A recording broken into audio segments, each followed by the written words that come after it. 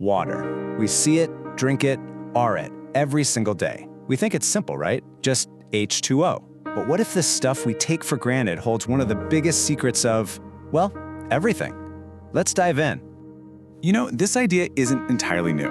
Way back over 2,000 years ago, the philosopher Laozi was already onto something. He saw this incredible wisdom in water, saying it was basically the closest thing to the Tao, the fundamental nature of the universe. And that ancient gut feeling, it perfectly sets the stage for a very modern mystery. And when you look at the numbers, they're just mind-blowing. Water covers, 70% of our planet? It makes up about 2/3 of our own bodies. Think about this.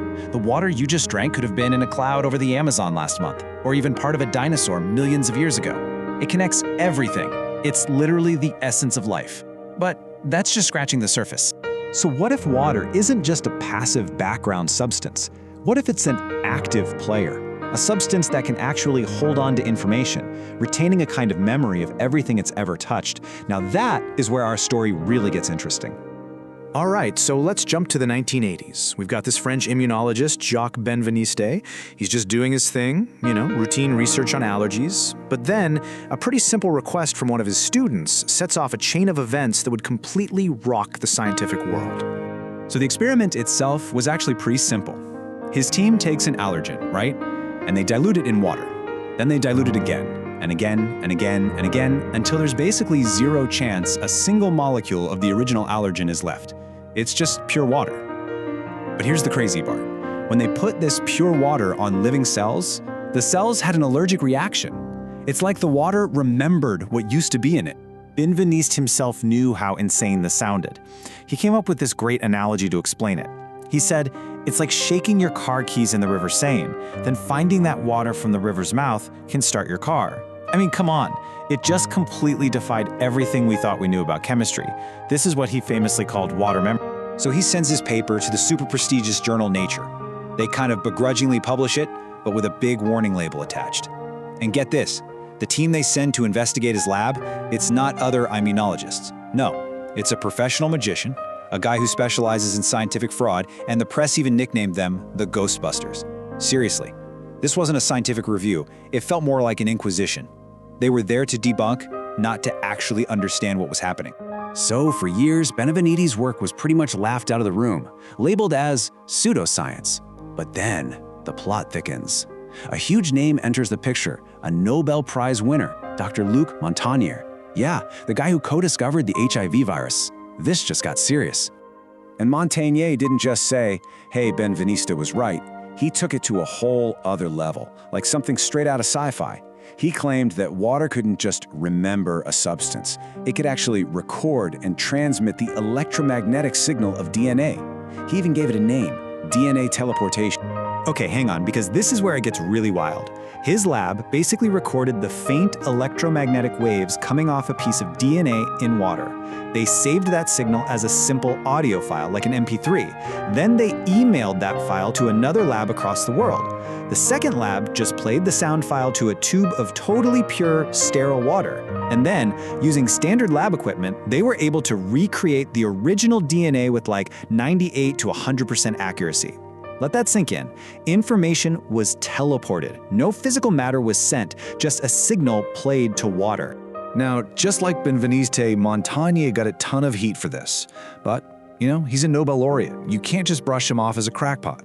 His argument was that the scientific community wasn't rejecting his work because of contradictory evidence, but because of what he called intellectual fear. The fear of completely rewriting the rules of biology and physics. Okay, so while all this debate about molecules and electromagnetic signals is happening in the West, a researcher over in Japan, Masaru Emoto, is coming at this from a totally different angle. He asked a really simple but powerful question. If water can hold a memory, could we actually see it? And what if it's our own thoughts, our consciousness, that's imprinting the memory in the first place? So what Emoto did was he'd take vials of water and expose them to different things, words, music, even just focused thoughts and emotions. Then he'd flash freeze the water and take pictures of the ice crystals that formed. The results are, well, they're just incredible to look at. Water that was exposed to positive stuff, like the words thank you or love and gratitude, formed these gorgeous, complex, perfectly symmetrical crystals, like snowflakes. But the water that got hit with negative stuff, like "you fool" or "I hate you," it formed these ugly, broken, chaotic-looking messes.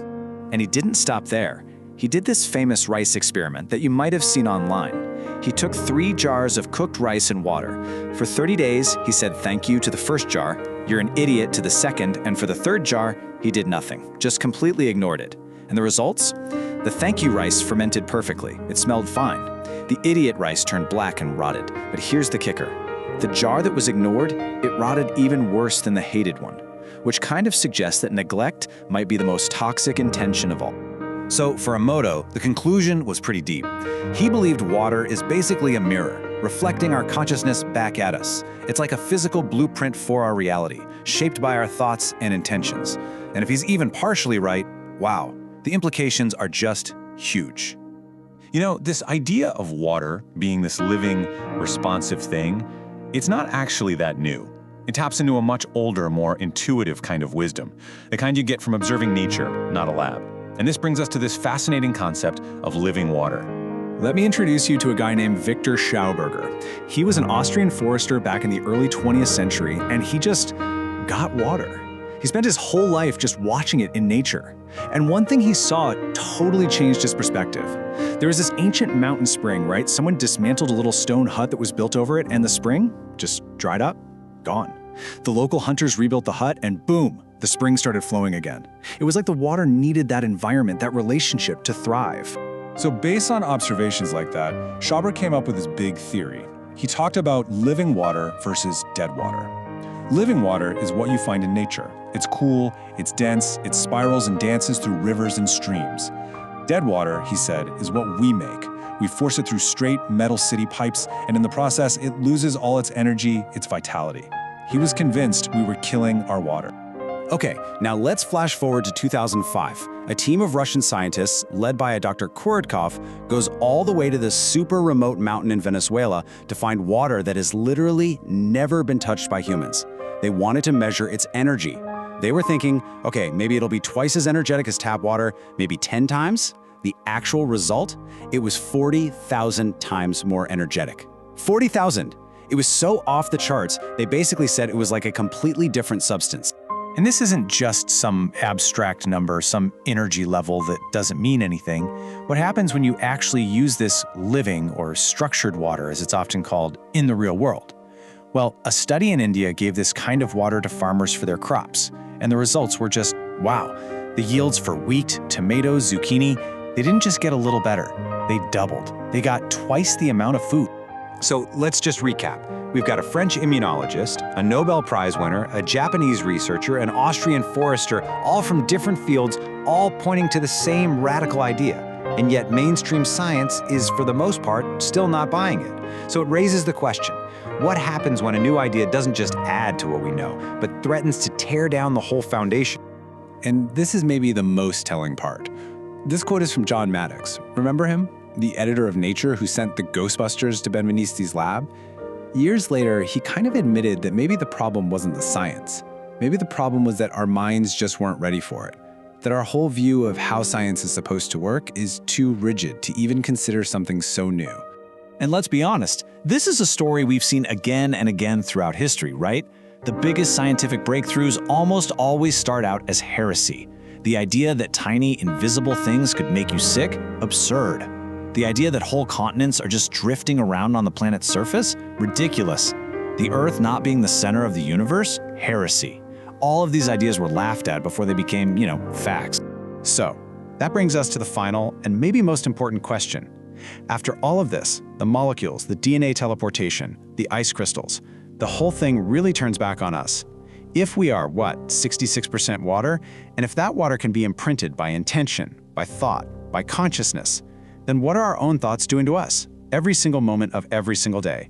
Maybe that's the real secret that water has been trying to tell us all along.